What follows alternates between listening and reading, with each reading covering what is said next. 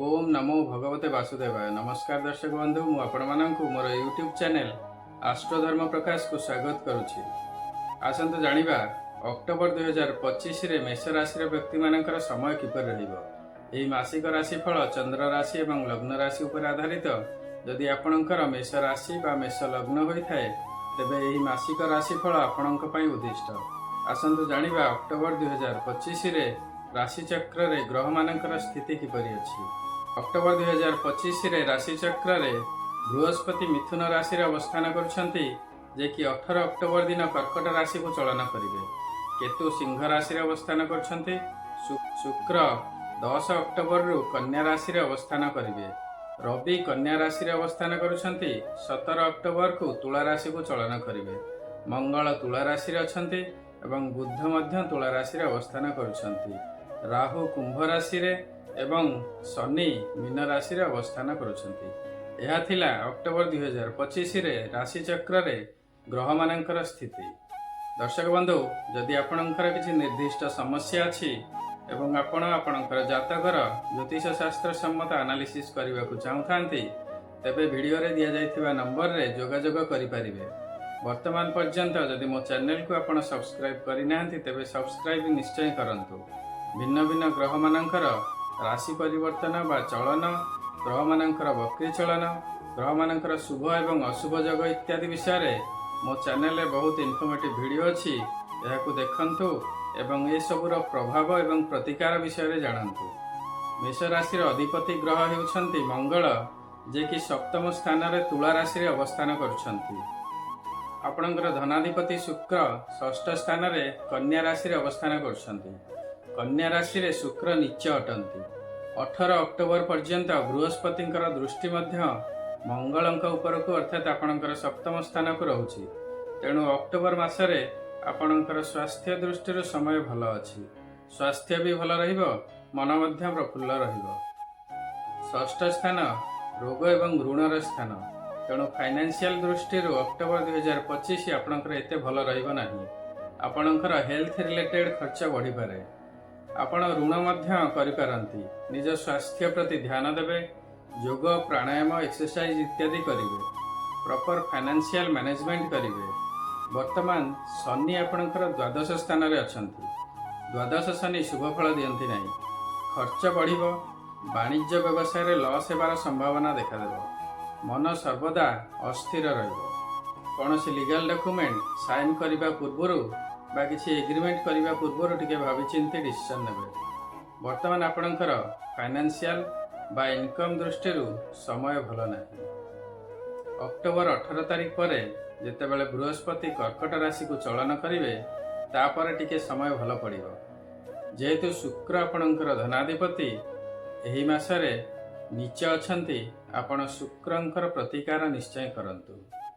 शुक्रंकर प्रतिकार स्वरूप आपण प्रत्येक दिन ओम सम शुक्राय नमः जप करिवे। चेष्टा करिवे सबुबले धला बा पिंक कलर र वस्त्र परिधान करिवाकू। आपणकर घरे लक्ष्मींकर पूजा अर्चना करिवे। प्रत्येक शुक्रवार उपवास करिवे बा सात्विक आहार ग्रहण करिवे। दरिद्र स्त्री लोक माननकू धला पदार्थ दान करिवे, यथा चाउल, क्षीर, दही, चीनी एवं सिल्वर कॉइन इत्यादि। प्रत्येक दिन संध्या बेले घरे कर्पूर रे आरती करिवे। शुक्रंकर कृपा प्राप्ति निश्चय हेबो। आपणकर परिवार रे मध्य समय तेटा भल रहिबो नाही। परिवार रो सदस्य मानकर स्वास्थ्य भल रहि न पारे।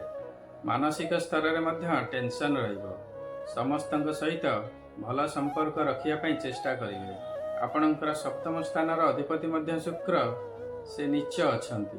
तेणु जीवन साथींकर स्वास्थ्य प्रति टिके ध्यान देवे। तांको सहित अजथारे लड़ाई झगड़ा बा आर्गुमेंट इत्यादि करिवे नाही। मेष राशि पंचम स्थान रे केतु अवस्थान करुछंती। तेणु विद्यार्थी मानकर विद्या शिक्षा रे मन लागिबो नाही। मन सर्वदा डाइवर्ट हेबो। तेणु पाठ पढ़ा रे टिके ध्यान देवे। पंचमाधिपति रवि 17 अक्टोबर पर्यंत कन्या राशि रे बा बुधंक राशि रे थिबारु समय भल रही पारे। मात्र तापरे तुला राशि को चलन कला परे समय एतेटा भल रहिबो नाही। कारण तुला राशि हेउछि ରବିଙ୍କର ଶତ୍ରୁ ରାଶି, ସମୟ ଏତେ ଭଲ ରହିବ ନାହିଁ। ତେଣୁ ଏଜୁକେସନ୍ ରିଲେଟେଡ୍ ଯାହା ବି ଆପଣଙ୍କର ଡିସିସନ୍ ନେବାର ଥିବ ଅକ୍ଟୋବର 17 ତାରିଖ ପୂର୍ବରୁ ନେବେ। ଆପଣଙ୍କର ଦଶମ ସ୍ଥାନର ଅଧିପତି ବା କର୍ମାଧିପତି ହେଉଛନ୍ତି ଶନି, ଯିଏକି ଆପଣଙ୍କର ଦ୍ୱାଦଶ ସ୍ଥାନରେ ଅବସ୍ଥାନ କରୁଛନ୍ତି। ଦ୍ୱାଦଶ ଶନି ଶୁଭଫଳ ଦିଅନ୍ତି ନାହିଁ। ବର୍ତ୍ତମାନ ଆପଣଙ୍କର 7.5ର ପ୍ରଥମ ଚରଣ। ତେଣୁ ଆପଣଙ୍କୁ ନିଷ୍ଠାର ସହିତ କଠିନ ପରିଶ୍ରମ କରିବାକୁ ପଡ଼ିବ। ପ୍ରତ୍ୟେକ କ୍ଷେତ୍ରରେ ଆପଣଙ୍କୁ ଏଫର୍ଟସ୍ ଲଗାଇବାକୁ ପଡ଼ିବ। କୌଣସି କାର୍ଯ୍ୟରେ ଠକିବା ପାଇଁ ଚେଷ୍ଟା କରିବେ ନାହିଁ ବା ସର୍ଟକଟ୍ ମାରିବାକୁ ଚେଷ୍ଟା କରିବେ ନାହିଁ। ଅକ୍ଟୋବର 18 ତାରିଖରେ ବୃହସ୍ପତି କର୍କଟ ରାଶିକୁ ଚଳନ କରିବେ ଏବଂ ଉଚ୍ଚସ୍ଥ ହେବେ ଏବଂ ତାଙ୍କର ସମ୍ପୂର୍ଣ୍ଣ ଦୃଷ୍ଟି ଆପଣଙ୍କର କର୍ମସ୍ଥାନକୁ ରହିବ। ତେଣୁ 18 ଅକ୍ଟୋବର ପରେ ଆପଣଙ୍କର କର୍ମକ୍ଷେତ୍ରରେ ସୁଧାର ଆସିବ। ବନ୍ଦ ଥିବା କାର୍ଯ୍ୟ ଆରମ୍ଭ ହୋଇପାରେ, ଅସମ୍ପୂର୍ଣ୍ଣ କାର୍ଯ୍ୟ ସମ୍ପୂର୍ଣ୍ଣ ହୋଇପାରେ। ନିଷ୍ଠାର ସହିତ କାର୍ଯ୍ୟ କରିବେ ଏବଂ ବୃହସ୍ପତିଙ୍କର ପ୍ରତିକାର ନିଶ୍ଚୟ କରିବେ।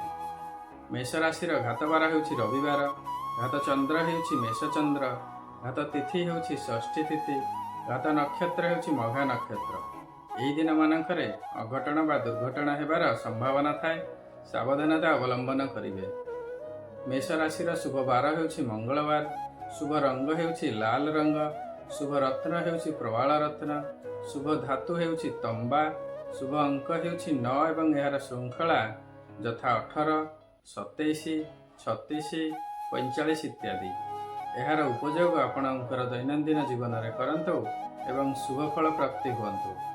ଏହା ଥିଲା ବିଭିନ୍ନ ଗ୍ରହମାନଙ୍କର ଗୋଚରରେ ପ୍ରାପ୍ତ ହେଉଥିବା ଶୁଭ ଏବଂ ଅଶୁଭ ଫଳ।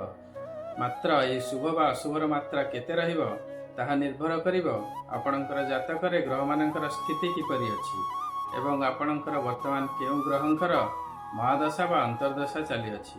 ତେଣୁ ଯଦି ଆପଣଙ୍କୁ ଲାଗୁଛି ଗୋଚରରେ ଗ୍ରହମାନଙ୍କର ସ୍ଥିତି ଅନୁସାରେ ଆପଣଙ୍କୁ ରେଜଲ୍ଟ ମିଳୁନାହିଁ, ତେବେ ଆପଣଙ୍କର ଜାତକର ପ୍ରପର ଆନାଲିସିସ୍ କରନ୍ତୁ।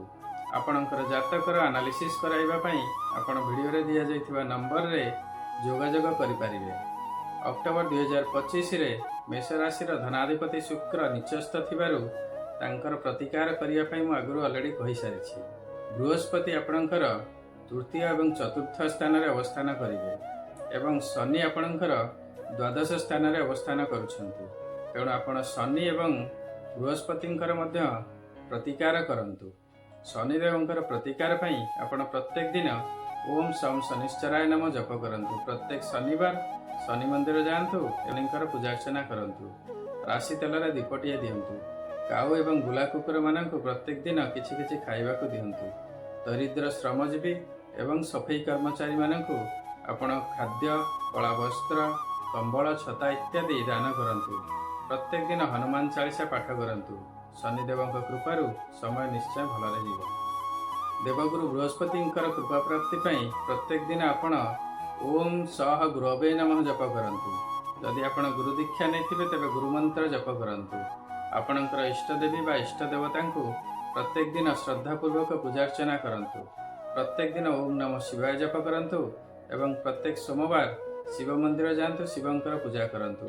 ଆପଣଙ୍କର କୁଳ ପୁରୋହିତ ଏବଂ ବ୍ରାହ୍ମଣଙ୍କ ସହିତ ସମ୍ପର୍କ ଭଲ ରଖନ୍ତୁ। ଆପଣଙ୍କର ପିତାମାତାଙ୍କର ସେବା କରନ୍ତୁ। ଦେବଗୁରୁ ବୃହସ୍ପତିଙ୍କ କୃପାରୁ ସମୟ ନିଶ୍ଚୟ ଭଲରେ ଯିବ। ଆଶା କରୁଛି ଏହି ଭିଡ଼ିଓଟି ଆପଣଙ୍କୁ ନିଶ୍ଚୟ ଭଲ ଲାଗିଥିବ। ଯଦି ଭଲ ଲାଗିଛି ଭିଡ଼ିଓଟିକୁ ଲାଇକ୍ କରିବେ ଏବଂ ସେୟାର କରିବେ। ବର୍ତ୍ତମାନ ପର୍ଯ୍ୟନ୍ତ ଯଦି ମୋ ଚ୍ୟାନେଲକୁ ଆପଣ ସବସ୍କ୍ରାଇବ୍ କରିନାହାନ୍ତି ତେବେ ସବସ୍କ୍ରାଇବ୍ ନିଶ୍ଚୟ କରନ୍ତୁ।